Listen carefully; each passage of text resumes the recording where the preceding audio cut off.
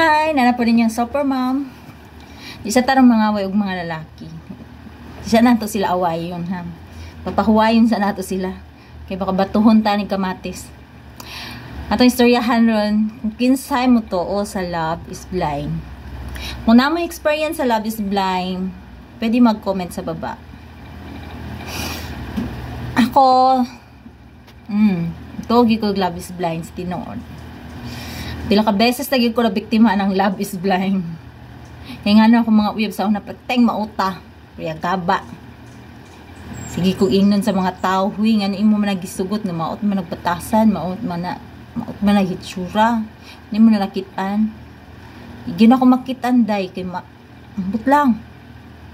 Love is Blind gyud. Igin ako makitaan. Nang kami ingon nga sama na siya nang kagwapa na niya Char. Gwapa ba? Gwapa daw ko ay. Kagwapa na niya. Maot lagi na imong iyang uyab. Mao gina-experience ako. Digin ako na makitaan na mayon silang maot akong uyab. Digin ako makitaan nga maot akong uyab. Makitaan gina ako akong uyab nga gwapo akong uyab. Tungod sa love. Love is blind gyud.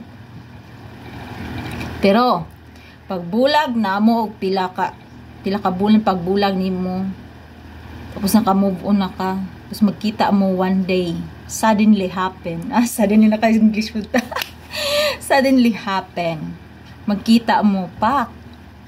Sexy kay ka. Pagtaran mo sa imong ex. Hay! Kamaot eh. Tapos akong ex sa una. Tinuod yun dito ingon nila nga maot yun akong ex.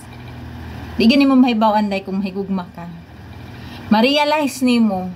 Pag magbulag na mo, humani mong iyak-iyak nga muguho na imong mundo.